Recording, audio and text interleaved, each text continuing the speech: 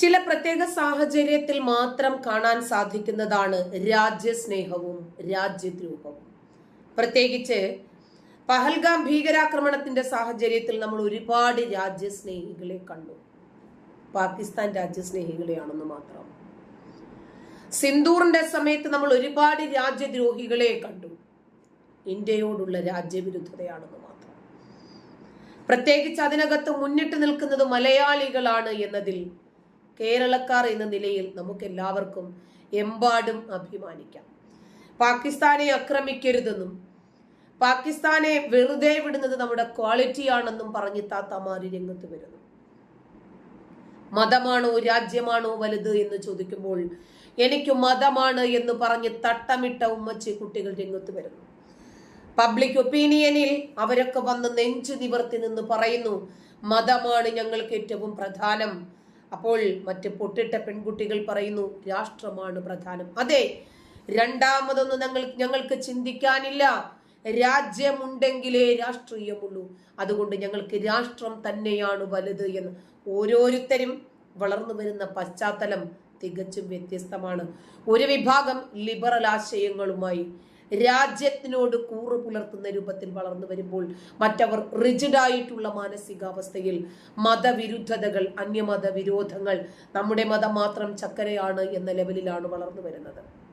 ഞാൻ ഇവിടെ വന്നത് ശരിക്കും കോൺഗ്രസിന്റെ പ്രതിനിധി എന്താണ് നമ്മുടെ EVM കുറ്റം പറയുമ്പോൾ അതിന് മറുപടി പറയാൻ അതൊക്കെ പഠിക്കാണ് ഇവിടെ വന്നിരുന്നത്. പക്ഷെ അദ്ദേഹം കുറ്റം പറയാത്തതുകൊണ്ട് ഇനിയിപ്പോ അതേപറ്റി സംസാരിക്കുന്നില്ല. വേറൊരു കാര്യം പറയാം. ഞാൻ രാവിലെ 7 മണി തുടങ്ങി കേരളത്തിലെ ജനൻ TV ഒഴിച്ചുള്ള മറ്റ് TV ചാനലുകളെല്ലാം കണ്ടു. അതിൽ നടന്നുകൊണ്ടിരുന്ന കോപ്രായങ്ങളും വൃത്തികേടുകളും അസഭ്യവും അനീതിയും കള്ളത്തരവും വഞ്ചനയും എല്ലാം കണ്ടു. എന്റെ ഒരു അനുഭവത്തിൽ എനിക്ക് ഒരു പരാതി ഉള്ളത് നാർക്കോട്ടിക് കൺട്രോൾ ബ്യൂറോയാണ്. കാരണം ഈ രീതിയിൽ തെമ്മാടിത്തരം പബ്ലിക്കായിട്ട് കാണിക്കണമെങ്കിൽ വലിയൊരു ലെവലിൽ നാർക്കോട്ടിക് അടിച്ചാൽ മാത്രമേ പറ്റൂ. അല്ലാതെ ഒരു സുബോധമുള്ള ആൾക്കാർക്ക് ആർക്കും മനോരമ, ഏഷ്യാനെറ്റ്, റിപ്പോർട്ടർ, 24 അങ്ങനെ അനേകം ചാനലുകളിൽ കിടന്ന് കാണിച്ചു കൂട്ടുന്ന ഈ കൂട്ട് ചെയ്യാൻ പറ്റത്തില്ല. അപ്പൊ അത് ആദ്യം അന്വേഷിക്കേണ്ടത് ഈ ചാനൽ ഫ്ലോറുകളിൽ നാർക്കോട്ടിക്സിന്റെ സപ്ലൈ ഉണ്ടോ, ഉണ്ടെങ്കിൽ ആരാണ് കൊടുക്കുന്നത്, ആരൊക്കെയാണ് ഉപയോഗിക്കുന്നത്, ഇത് മീഡിയ മാനേജ്മെന്റ് അറിഞ്ഞാണോ ചെയ്യുന്നത്, ഈ കാര്യത്തെ സംബന്ധിച്ച് കേന്ദ്രം ഒരു അന്വേഷണം നടത്തും. കാരണം രാജ്യദ്രോഹം അങ്ങോട്ട് വാരി വെതറുക. രാജ്യദ്രോഹിയൊക്കെ ഒരിടത്ത് ലീഡ് ചെയ്യുന്നു എന്ന് പറയുമ്പോൾ കാണിക്കുന്നത്. പിന്നെ ഇന്നത്തെ വിജയം ഞാൻ ആത്മാർത്ഥമായിട്ട് സമർപ്പിക്കുന്നത് ബഹുമാന്യായ കേരളത്തിന്റെ അഭിമാനമായ ശ്രീമതി PT ഉഷയ്ക്കാണ്, ഹരിയാനയിലെ വിജയം. കാരണം കഴിഞ്ഞ ഒരു മാസം യാതൊരു കാരണവുമില്ലാതെ ഇവിടെ എവിടെ നിന്നാണ് രാജ്യദ്രോഹം വരുന്നത് എന്ന് മനസ്സിലായില്ലേ? അതായത് എവിടെയാണ് രാജ്യസ്നേഹിയുള്ളത്, എവിടെയാണ് രാജ്യദ്രോഹിയുള്ളത് എന്ന് നമുക്ക് വ്യക്തമാകുകയാണ്. രാഘവൻ നമ്പൂതിരി എന്ന മുജീബ് റഹ്മാൻ ചാവേറായി മാറിയത് നമ്മൾ കണ്ടില്ലേ? ചാവേർ ആക്രമണം നടത്താൻ ആള് പദ്ധതി ഇട്ടിരിക്കുന്നു. നിങ്ങൾക്ക് ഓർമ്മയില്ലേ? കൊച്ചിയുടെ സൈനിക താവളത്തിലേക്ക് വിളിച്ച് INS വിക്രാന്തിന്റെ ലൊക്കേഷൻ ചോദിച്ച കോഴിക്കോട് സ്വദേശി എലത്തൂരുകാരൻ. ഇവരെ പിടിച്ചു കഴിഞ്ഞപ്പോൾ കേരള പോലീസ് അവനെ രക്ഷപ്പെടുത്താൻ ശ്രമിക്കുന്നത് മാനസിക രോഗിയാണ് എന്നുള്ള ഒരു ഇളവ് അവന് ലഭിക്കുന്നതിന് വേണ്ടി. ഈ ഫോട്ടോയിൽ കാണുന്ന മുജീബ് റഹ്മാൻ ഓപ്പറേഷൻ സിന്ദൂർ കുടുംബിരി കൊണ്ടിരിക്കുന്ന സമയത്ത് ഏഴിമല നാവിൽ അക്കാദമിയിൽ വിളിച്ചിട്ട് ചോദിക്കുകയാണ്, INS വിക്രാന്ത് ഇപ്പോൾ എവിടെയാണുള്ളത്, കരയിൽ നിന്ന് എത്ര നോട്ടിക്കൽ മൈൽ ദൂരത്താണുള്ളത്, അതിന്റെ ലാറ്റിറ്റ്യൂഡും ലോഞ്ചിറ്റ്യൂഡും അടക്കം ഫുൾ ഡീറ്റെയിൽസ് എനിക്ക് ഉടൻ വേണം. എന്റെ പേര് രാഘവൻ നമ്പൂതിരി എന്നാണ്, ഞാൻ പ്രധാനമന്ത്രിയുടെ ഓഫീസിൽ നിന്നാണ് വിളിക്കുന്നത്, വിത്തിൻ 5 മിനിറ്റ്സ് എനിക്ക് ഫുൾ ഡീറ്റെയിൽസ് വേണം എന്നാണ് അവിടെ ഫോൺ ചെയ്തത്. അപ്പോൾ ഫോൺ അറ്റൻഡ് ചെയ്ത ആൾക്ക് സംതിങ് ഫിഷിയാണെന്ന് തോന്നി, ഇത് ഫേക്ക് കോളാണ് മനസ്സിലായി. അപ്പോൾ തന്നെ അവർ ഇന്റർണൽ സൈബർ വിങ്ങിൽ കണക്ട് ചെയ്യുന്നു. പക്ഷെ ആ സമയത്ത് അവർക്ക് കറക്റ്റ് ട്രാക്ക് ചെയ്യാൻ പറ്റില്ല, നമ്പറാണ് കറക്റ്റ്, ആരാണ് ഫോൺ നമ്പറിന്റെ ഉടമ ആരാണെന്ന് ശരിക്കും ട്രാക്ക് ചെയ്യാൻ പറ്റില്ല. അവർ പോലീസിനെ അറിയിക്കുന്നു. പോലീസിന് ഉടൻ തന്നെ പെട്ടെന്ന് തന്നെ, അതായത് പോലീസിന്റെ ഒരു മെക്കാനിസം ഉപയോഗിച്ചിട്ട് പെട്ടെന്ന് ഇവനെ ട്രാക്ക് ചെയ്യാൻ പറ്റുന്നില്ല. ഏത് നമ്പർ, ഈ നമ്പറൊക്കെ വെച്ച് ലൊക്കേഷൻ ഏതാണെന്ന് ട്രാക്ക് ചെയ്യാൻ പറ്റുന്നില്ല.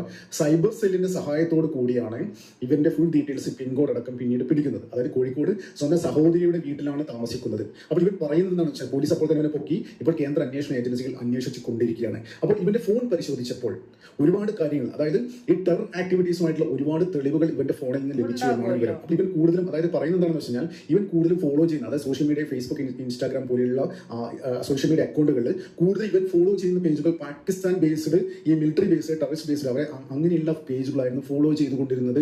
അപ്പോൾ അത്തരത്തിൽ വീഡിയോസ് കാണാം. പിന്നെ എന്താ പറയുക, ഹമാസിന് അത്തരത്തിലുള്ള അവർ ഓരോ ചാവേർ ആക്രമണം നടത്തി അത് എക്സ്പ്ലെയിൻ ചെയ്യുന്ന അത്തരത്തിലുള്ള വീഡിയോകൾ കാണാം. പിന്നെ ഇത്തരം ആർട്ടിക്കിൾസ്, ട്രാൻസ്ലേറ്റഡ് വേർഷൻ കുറെ ഇതൊക്കെ കാണാം. അങ്ങനെയുള്ള ആക്ടിവിറ്റീസ് ഇവന്റെ ഫോണിൽ നിന്ന് കണ്ടെടുത്തു. കൂടാതെ മാത്രമല്ല കുറെ ചാവേർ ആക്രമണം നടത്തിയ ആൾക്കാർ, ചാവേർ ആക്രമണം നടത്തുന്നതിന് മുന്നേ മുന്നേ തന്നെ പറയുന്ന കാര്യങ്ങൾ, അതായത് അവർ മതത്തിന്റെ റിലേറ്റഡ് ചെയ്ത കുറെ കാര്യങ്ങൾ പറയുന്നത് കഴിഞ്ഞ ദിവസം നമ്മൾ കണ്ടു. അതായത് ഷോപ്പിയാണ്ട് ഇന്ത്യൻ സേനയുടെ ആക്രമണത്തിൽ മരിക്കുന്നതിന് മുന്നേ ഒരു തീവ്രവാദി സ്വന്തം ഉമ്മയെ വിളിച്ചിട്ട് പറയാണ്, എന്താ പറയുക, ഉമ്മ കരഞ്ഞു പറയണം മോനെ എങ്ങനെയെങ്കിലും കീഴടങ്ങാൻ. അപ്പോൾ അതിന് മുന്നേ എന്താ പറയുക പറയണം, തീവ്രവാദി പറയണം, മറുപടി കൊടുക്കുകയാണ്, സൈന്യം വരട്ടെ എന്നിട്ട് തീരുമാനിക്കാം കീഴടങ്ങണോ വേണ്ടിയോ. അത്തരത്തിലുള്ള കുറെ വീഡിയോസ് ഈ ചാവേർ ആക്രമണം. അതായത് ഇപ്പോ ജമീഷ മുബിൻ എന്ന് പറയുന്ന കോയമ്പത്തൂരുകാരൻ പൊട്ടിത്തെറിക്കാൻ പോകുന്നതിന് മുമ്പ് പൊട്ടിത്തെറിക്കാൻ പോയവരെയൊക്കെ പോയിട്ട് പരാജയപ്പെട്ട് ജയിലിൽ കിടന്ന ആളുകളെയൊക്കെ ചെന്ന് കണ്ടിരുന്നു.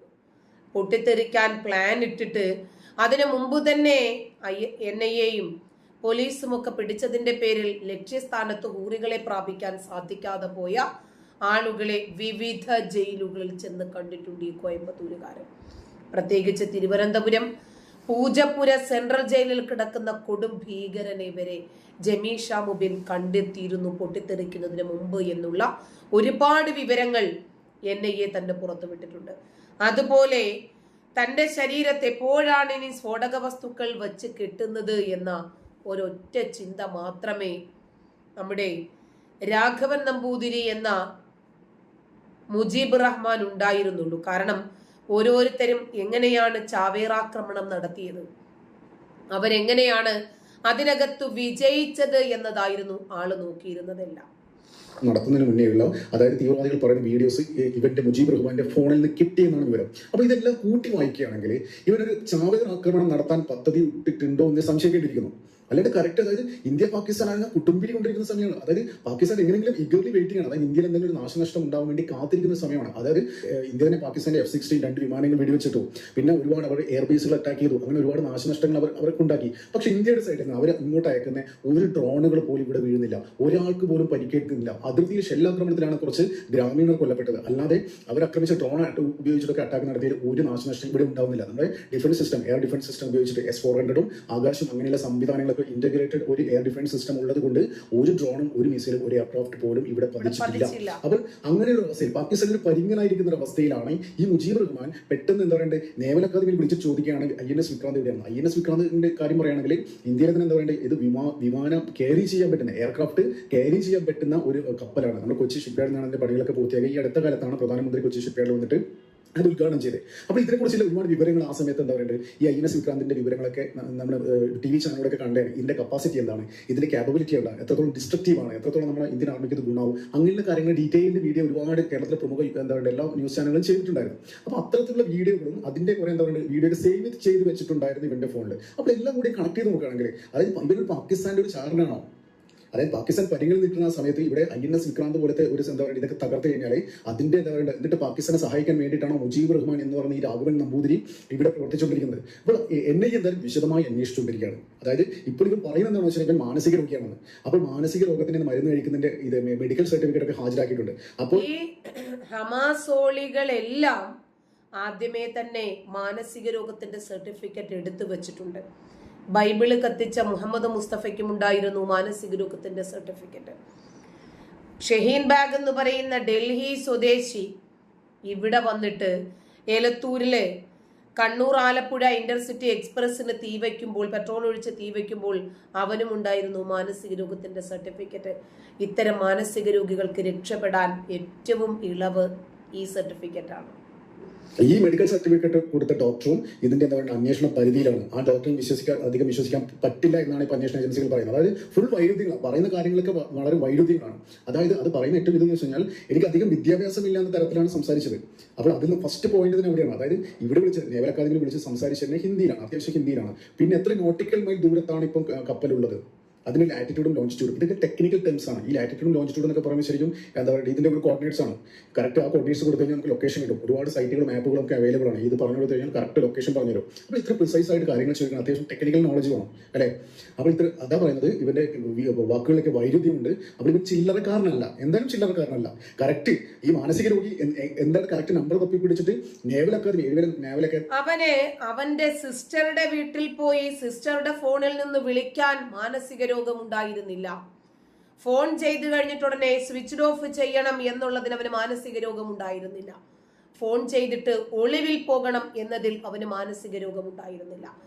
നേരത്തെ തന്നെ പോലീസ് പിടിച്ചാൽ പറയുന്നതിന് വേണ്ടിയുള്ള ക്ലാസുകൾ അറ്റൻഡ് ചെയ്യാൻ ട്യൂഷൻ നേരത്തെ തന്നെ പഠിച്ച് ഹോംവർക്കുകൾ റെഡിയാക്കി വെക്കാൻ അവന് മാനസിക രോഗമുണ്ടായിരുന്നില്ല.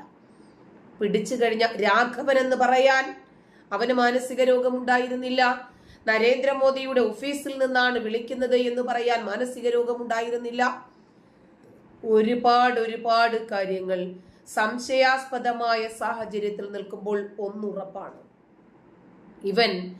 ഇവന്റെ ഫോണിൽ സെർച്ച് ചെയ്തതെല്ലാം ചാവേർ ആക്രമണത്തെ കുറിച്ചിട്ടായിരുന്നു. INS വിക്രാന്തിനെ കുറിച്ച് അവൻ ചോദിക്കുക കൂടി ചെയ്തപ്പോൾ ഏതാണ്ട് ഒരു കാര്യം ഉറപ്പായി, ഇവൻ ചാവേറാകുന്നതിനു വേണ്ടിയായിരുന്നു പദ്ധതിയിട്ടിരുന്നത്. അതുകൊണ്ട് ഇവന് മാനസിക രോഗത്തിന്റെ സർട്ടിഫിക്കറ്റ് കൊടുത്ത ഡോക്ടറാണ് ഇപ്പോൾ ആകെ പ്രതിസന്ധിയിലായിരിക്കുന്നത്. കാരണം മാനസിക രോഗമില്ലാത്ത ഒരു വ്യക്തിക്കാണോ കക്ഷി സർട്ടിഫിക്കറ്റ് കൊടുത്തത്, അതോ ഇയാൾ മാനസിക രോഗി തന്നെയാണോ? പൊട്ടിത്തെറിക്കുമ്പോൾ മാത്രമായിരിക്കും ഇവന്റെ മാനസിക രോഗം എന്താണ് എന്ന് പുറത്തു വരുന്നത്. അപ്പോഴായിരിക്കും നമ്മൾ തിരിച്ചറിയുക ഇവന്റെ മാനസിക രോഗം മതമായിരുന്നു എന്നത്. അതുകൊണ്ടാണ് ഓടുന്ന കാക്കാമാർക്ക് ഒരു മുഴം മുമ്പേ ചൈന എറിഞ്ഞത്. ചൈനയിൽ മതം മാനസിക രോഗമായി പ്രഖ്യാപിക്കാനുള്ള കാരണവും ഇത് തന്നെയാണ്. നന്ദി.